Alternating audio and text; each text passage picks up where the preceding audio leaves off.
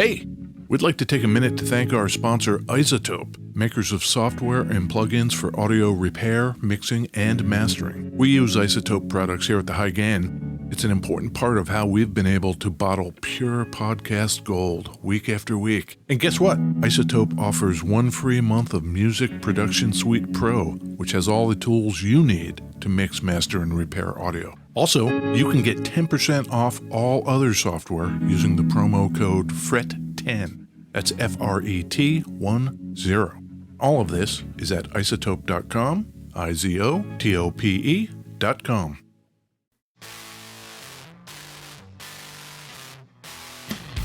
Hey, this is Ed Peterson. And this is John Kiltica, Ed. John, what is this? This is the High Gain Podcast. Oh man, what do we talk about here at the High Gain? We're going to talk about guitars, existential crises, and the like. The military guitar industrial complex? That's right, along with the beverage conspiracy. Sure. Where are we recording from? Well, I don't want to fully disclose it, but it is subterranean. Yeah, we could go generally West Seattle. Who am I kidding? It's a basement. Yeah. Yeah, in West Seattle. Beautiful West Seattle. Yep. How you doing? Great. I did a little bit of a vacation. How was that? It was pretty all right. We booked some hotels and stuff. Didn't want to do anything where we had to get on a plane. Yes. But we booked the hotels back when, everyone's getting vaccinated. We beat it. We did it. Go Team America. Right. And that lasted for what, like a week and a half? 8 minutes. And then all of a sudden it's like, oh, right, of course there's anti-vax idiots. We have this thing of like ostracizing whole parts of the population. Yes. Fuck those anti-vax people. Yeah. You're going to turn off this show? I'm pretty okay with that. Well, I hope when we talk about these despised groups that people understand that we understand. Right. There are good people everywhere. But if you're talking about wholesale decision-making and generalized political policy, fuck Arkansas and Mississippi. Texas. Yeah, you know what? Go fuck yourself. Are there fine people in those places? Undoubtedly. For sure. But generally speaking, in terms of public health, fuck you. Yeah. But I went to beautiful Laguna Beach. Oh, yes. And that was lovely. We also went to Las Vegas. But you were like out in the desert, right? Mandalay Bay Hotel. Is that the desert? Okay. In the casinos, people were wearing masks for the most part. They're also full of restaurants and stuff. But I did not eat in a public space ever on that vacation. We would get dinner and take it up to our hotel room. So you weren't checking out Robert Goulet or somebody? You know who was there when we were there? Who? Morrissey. I loved the Smiths. Loved them. I looked it up, and Morrissey has released 13 solo albums. 13. Yeah. I have owned 0 Morrissey albums.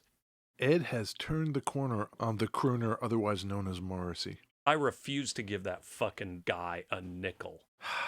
Man, I'm terrible. When you sing,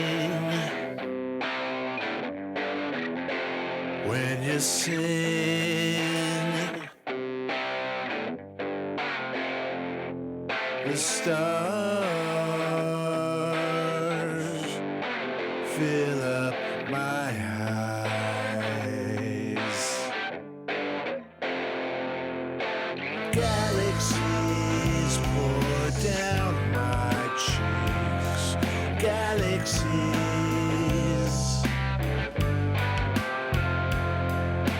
Galaxies, they flood the street. Galaxies.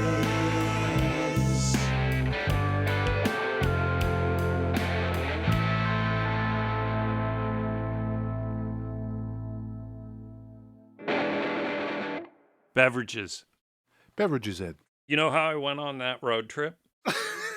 When we stayed at the Mandalay Bay hotel.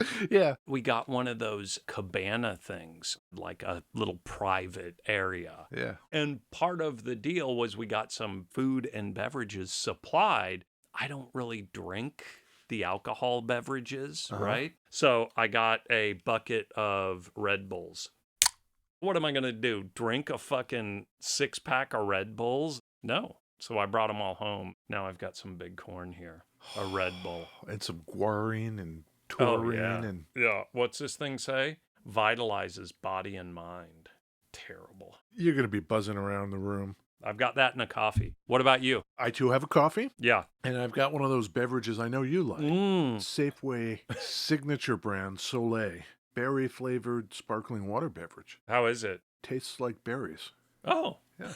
Did you recognize anything to do with that song, Ed? Full disclosure, for the future times. Yeah. I screwed that whole thing up. Oh, I thought you did a great job. But, the future times will take care of that. For sure. Yeah. Did I recognize it? No. Here's the band I'm going to throw out as my guess, which I just know is incorrect, but I'm going to throw it out there. Oasis. No. There you go. That song was called Galaxies. Yep. By Laura Veers. Do you know Laura Veers? No, I don't think I do. She's from the Great Pacific Northwest. Okay. I think she lives in Portland. Okay. That was from 2005, her album called Meteors. Great. An album of note in that year, called out by the New York Times. Oh. Very good album. Laura Veers. Okay. Yeah, Galaxies. A lot of space-themed stuff going on there. Outer space. She talks about the stars and galaxies, and I started wondering why that is, and why would you call your album Meteors? Right. Turns out our good friend Laura Veers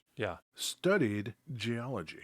Rocks are pretty cool. Yeah. The igneous, the metamorphic, and the sedimentary are your 3 rock types. Is that correct? I do not know. You tell me. Is that true? Do you know about rocks? Metamorphic would be like your lava rocks. Uh-huh. Sedimentary would be just like pressure over time. Oh. Right? Where do meteors come in then? Space rock? Space rock, yeah.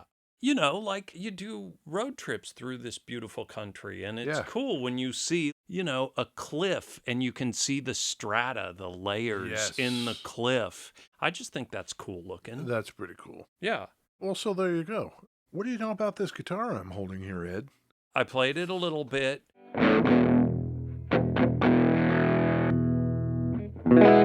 We have done a couple of ovations in our time on this show. The name Command, the military industrial complex, helicopter tech built into his guitars. Yes. This is a solid body. Or is it? I'm pretty sure it is. This is going to be great. Oh. It's a real fancy looking boy. It's got like fancy big block inlays.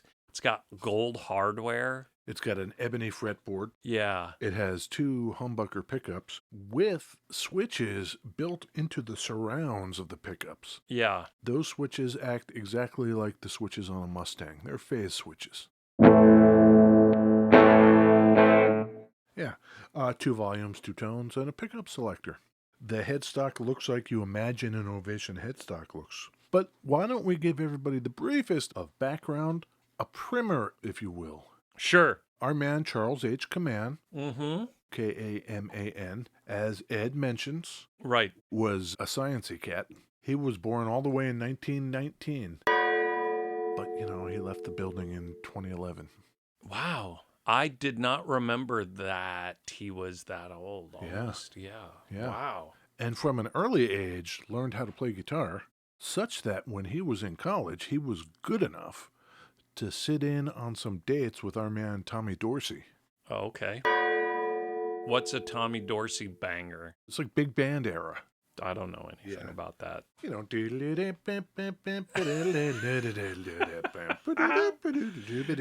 Yeah. That's great. He was that good. In fact, Tommy Dorsey was like, hey, man, you're pretty good. How would you like a job? And our man Command was like, I got to finish college. No thanks. Okay. What was he studying? Turns out in the 40s. Who knew? He was studying aeronautical engineering.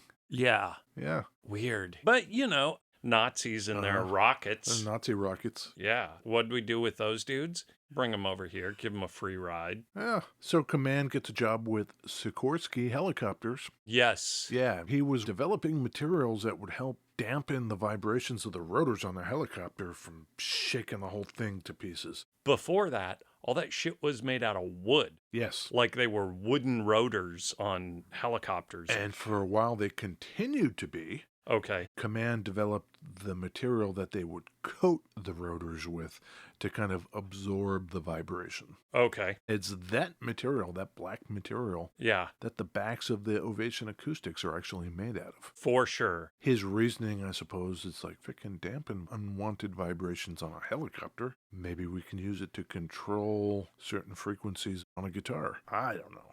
It seems like on an acoustic guitar, what do you want? Lots of vibration.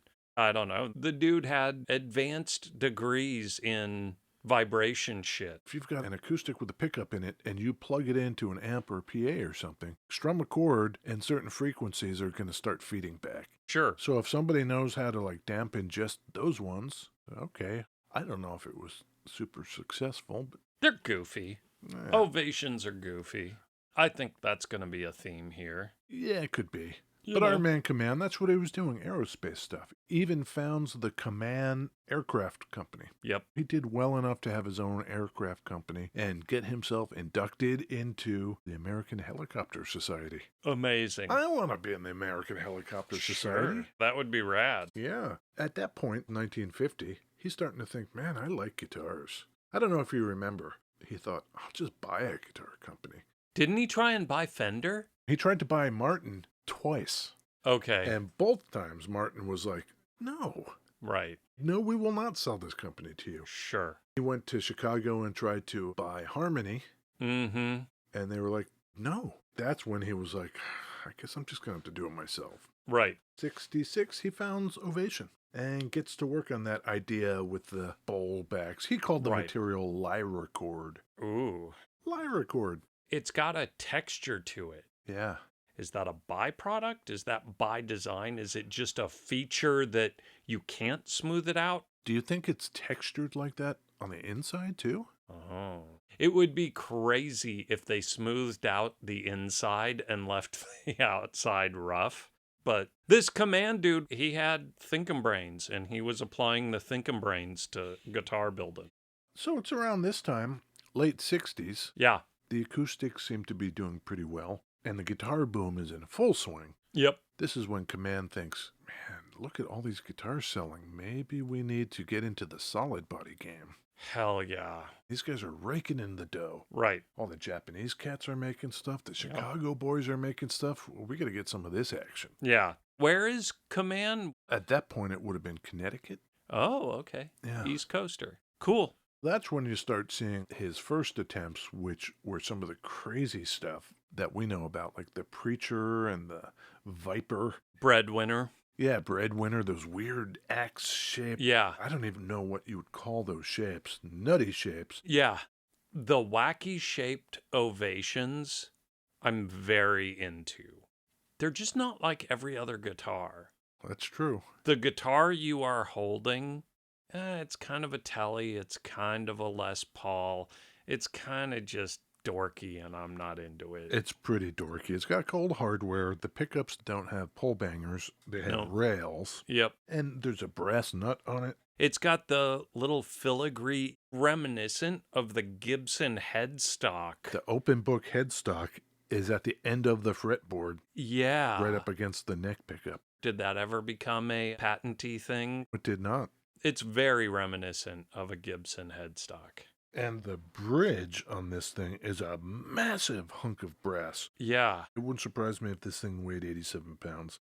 It's a holdover from the days where the thinking was the bigger and more solid and heavier it is, the more things will sustain. We had Ben Liggett on, and he definitely uses big brass blocks in there for exactly that reason. I think I probably believe in that theory more than I believe in the ability of any specific tone wood to impart more resonance. Yeah, exactly.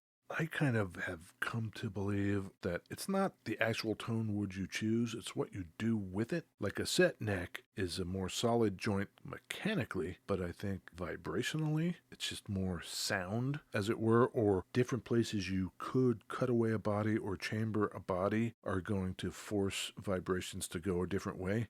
And all of that is aside from what wood you choose to do it. So it's almost like you could just choose some garbage wood, but if you did all those things properly, it would sound fine. I think so.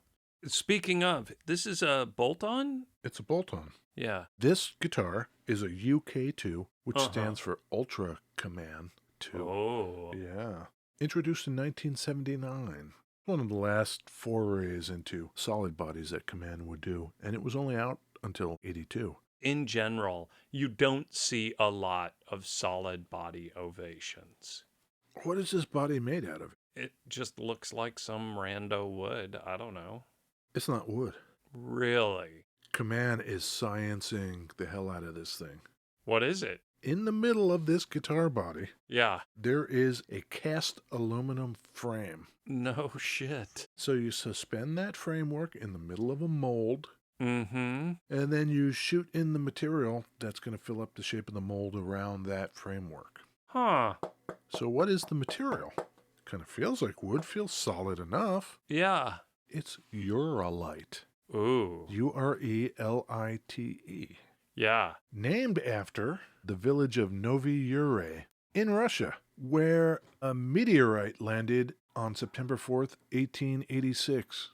So Uralite is actually a rocky meteorite material. Our man Command grinds it up, suspends it in a foam, and then shoots it into this mold. So this body is foamy meteorite crap. Huh. That is crazy. Hold the guitar up. Yeah. They totally made it look like it's a wood guitar. This one is like a sunburst finish. Yeah. And where it goes out to the dark around the edges, it is pretty opaque. That could be used to hide the seam where there might be a veneer. But in any event, the core of this is Uralite. Crazy. Yeah. I'm playing the neck. Here is the neck. Okay. Here's Junior the cat. Junior the cat. Great. And then back to the middle.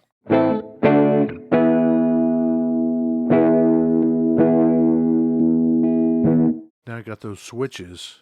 I think it's a coil tap, so you can coil tap either one, and then I guess if they're set differently, then that's going to throw your whole shit out of phase.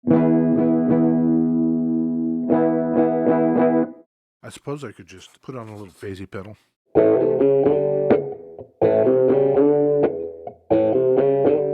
Yeah. None of the Ovation models you could think of were successful. These days on the irony tip, yeah, I would rock a breadwinner all day long. I think the Viper's pretty cool. Sure. Wasn't there one of those hee-haw dudes or someone that played Ovations? Roy Clark or somebody? Maybe?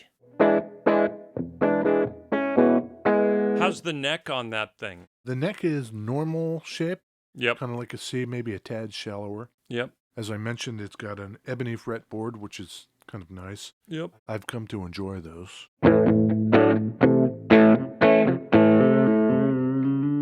Plays wonderfully. I don't know. I'd say to anybody looking at these, look at all of the Ovation solid bodies. And if there's one that hits your funny bone, then, maybe that's a good thing for you. This guitar, I get what they were doing. They wanted a guitar that didn't look wackadoodle, right? That people didn't look at it and go like, man, the breadwinner is just weird. Oh, and you didn't call out that it's got mono and stereo jacks on the back. One for each pickup, I guess? I think that's probably right. So that's kind of in that Rickenbacker camp, I guess. I don't know. You gotta try it. Try and decide. Is it hello or goodbye? Buy or deny? The only reason I would buy an Ovation solid body would probably be for that irony factor. Deny. Deny? Yeah, fuck that guitar.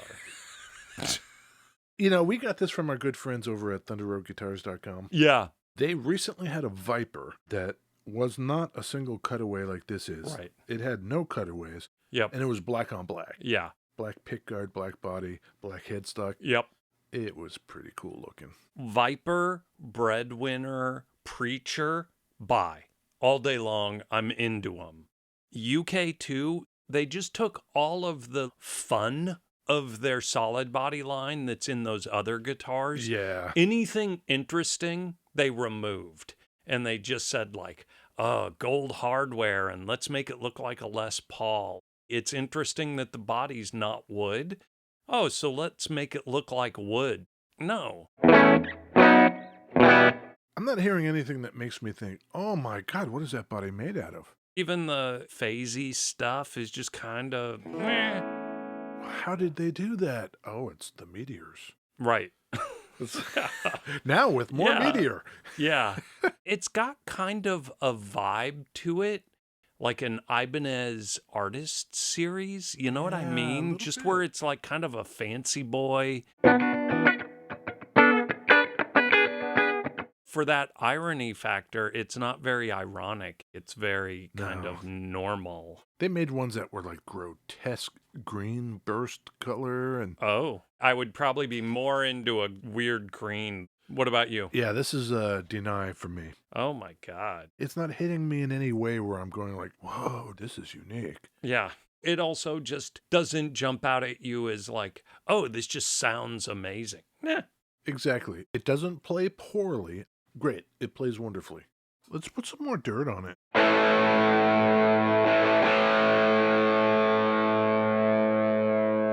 It does have that sustain. Yeah. But I don't think it's a open and shut case that sustain is coming from meteors. No. What year is this thing? 1979. That is the first year these were made. Discontinued in 82. And also, yeah, this would have been kind of the last of the batch. So after 82, I guess Command got just tired of bothering with it anymore. With solid bodies. Yes. So this was made in the Connecticut plant. Yes. Ovation, Connecticut. Ovation, Connecticut. On the plus side, you can get a vintage guitar made in the USA. Yes. These things are pretty reasonable. And the UK2, even more so, because I think the weirder ones people have caught on to. Right. These, not as much, so you can get it pretty inexpensively, which is nice. That tips it a little more in that buy camp, but I'm still like, nah.